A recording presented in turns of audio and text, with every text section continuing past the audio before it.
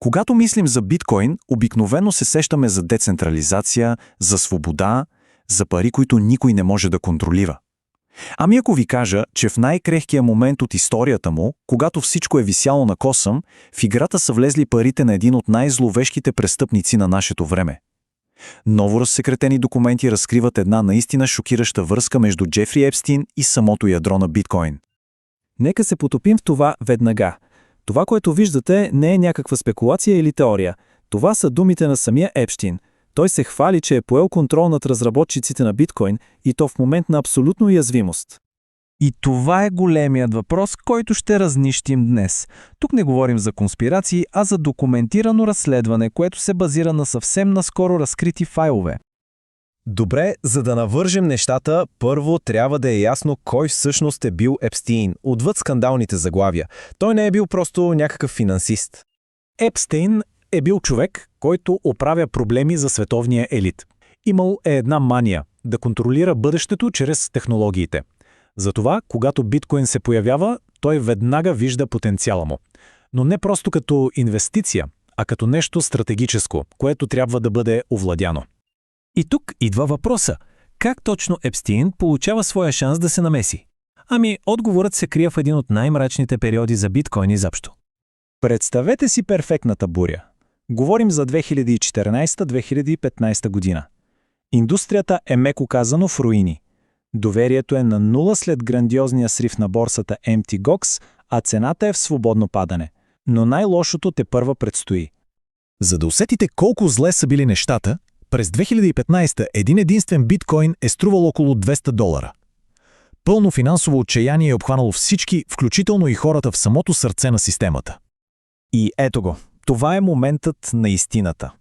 Хората, които буквално пишат кода на биткоин, говорим за фигури като Гавин Андрейсен, наследника посочен лично от Сатоши, изведнъж остават без заплати. Създава се огромен вакуум във властта и най-вече в финансирането. И познайте кой влиза, за да запълни този вакуум. Точно така. Парите на Епстин. Документите показват един много ясен и директен път на тези средства. Схемата трябва да се признае доста хитра. Първо, взимаш мръсните пари. После ги изпираш през дарение за супер престижна институция като MIT. Оттам те се вливат в една специална инициатива за дигитална валута, която на свой ред плаща заплатите на хората, държещи ключовете от царството. И не говорим за някакви случайни програмисти, нали?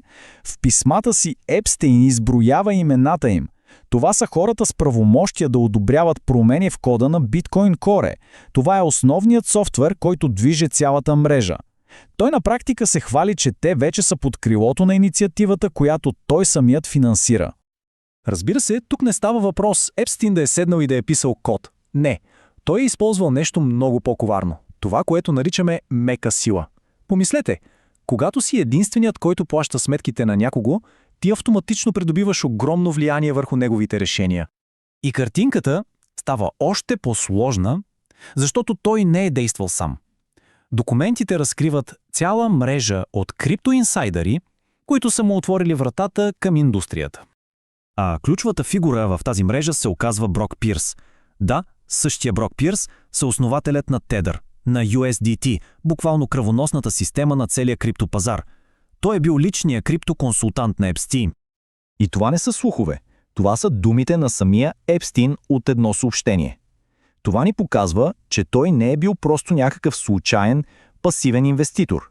Не, той е получавал информация от кухнята, от най-високо ниво.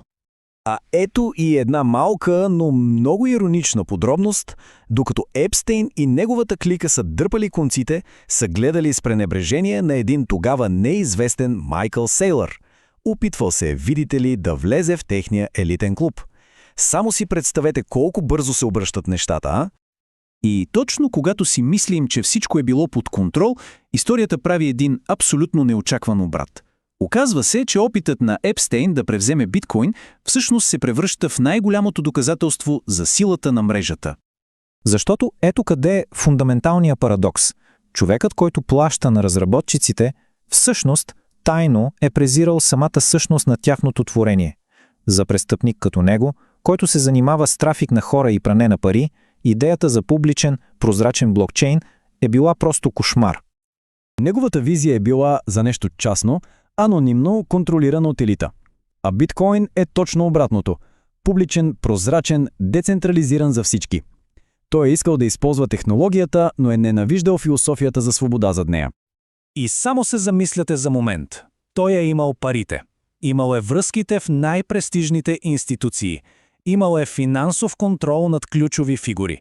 Всички инструменти за едно враждебно превземане са били в ръцете му. Обаче се е сблъскал с стена. И тази стена е бил самия код. Отворен, публичен код, проверяван от хиляди независими очи по целия свят. И това е гениалното. Това е същината на децентрализацията. Епстин не е разбрал, че крайната власт с биткоин не е у финансистите, нито дори у програмистите. Властта е в ръцете на хилядите нодове и потребители по света, които трябва да приемат всяка една промяна в кода. И така, каква е присъдата в крайна сметка? Влиянието на Епстин е било съвсем реално, но се оказвало ограничено. Той не е успял да промени ДНК-то на биткоин. Защо? Защото общността с отворен код е действала като имунна система.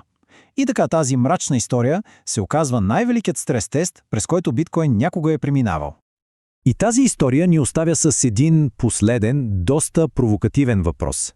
Тя не е просто някакъв скандален епизод от миналото. Тя е доказателство за устойчивостта на децентрализираните системи. И ни кара да се замислим, щом това не е успяло да го спре, какво тогава би могло?